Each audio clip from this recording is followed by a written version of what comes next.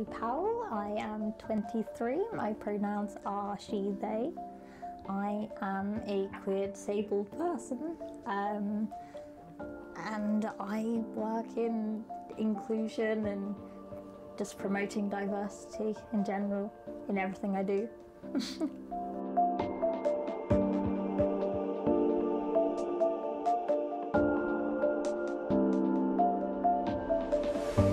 My experiences as a disabled person in the LGBTQ plus community, that I always worry I'm going to mess that up.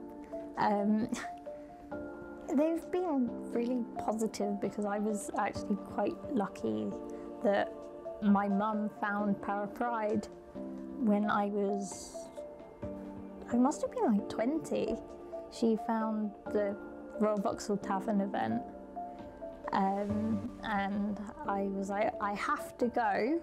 This is amazing. They are disabled and queer. Yes. And that was probably like the first time I actually thought about the fact you can have intersectional identities. And that really kind of opened my eyes to, I can be more than just disabled. Wow.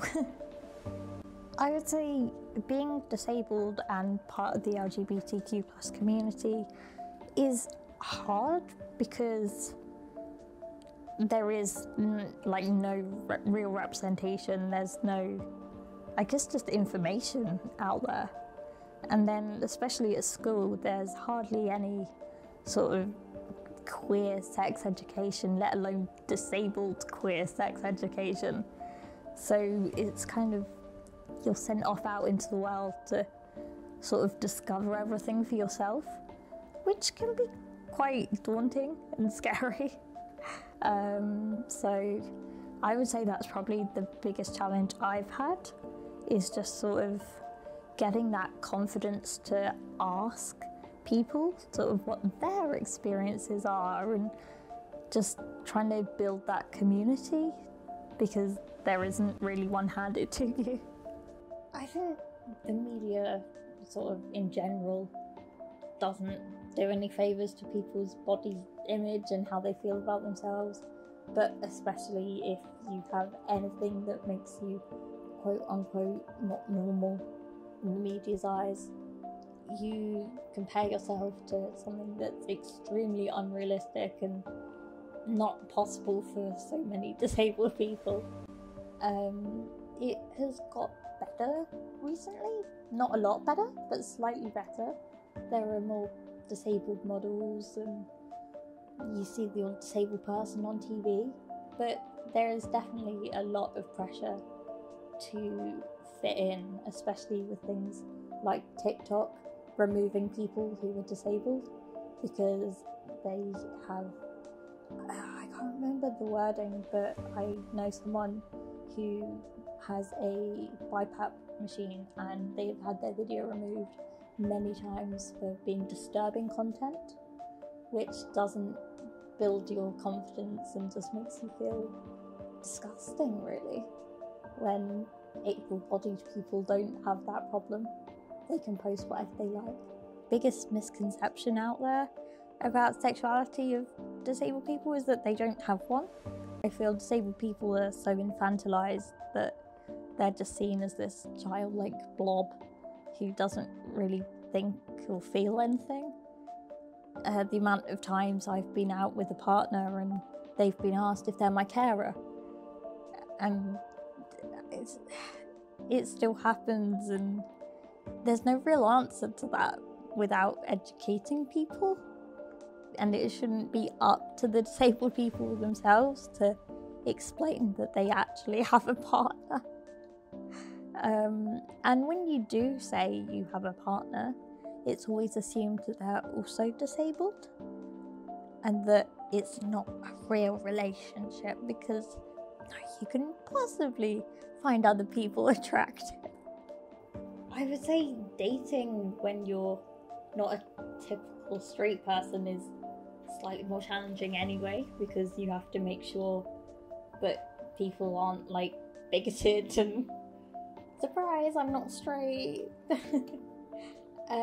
But when you add a disability into it, I think the LGBTQ plus dating community can be quite judgmental when it comes to disability,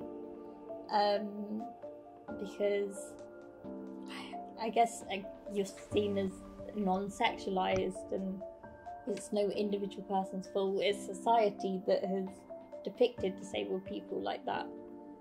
And it's harder because a lot of people want to go to gay bars and clubs, and most of them, especially in London, aren't very accessible. So you can't really meet up with people.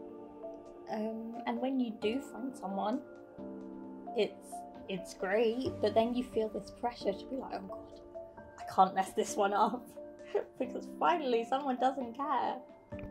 And there's just all this added pressure that really doesn't need to be there if people were just, I guess, more educated on disabled people and sexuality.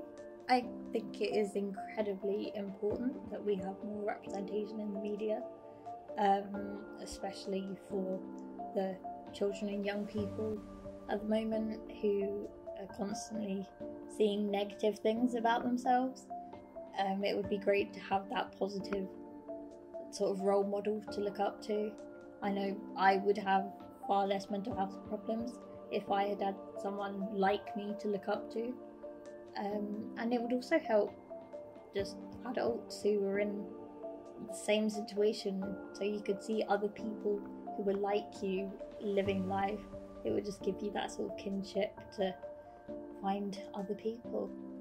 I think there's hardly any representation of disabled queer people in media.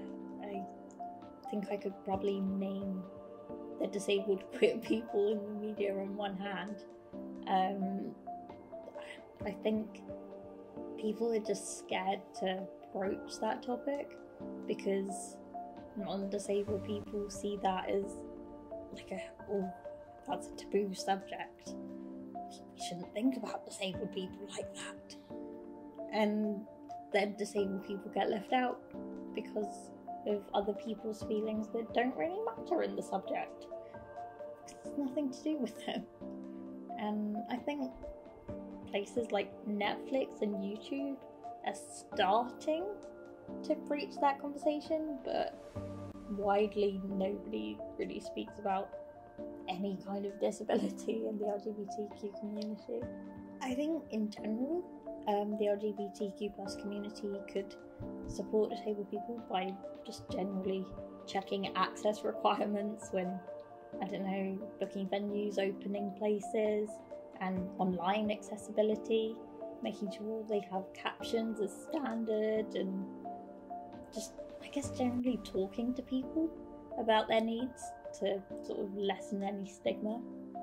And I think that just generally being aware of things going on in sort of the disability movement and having an active role in that, just so that disabled people know that people care and know that they have a queer community that they can go to.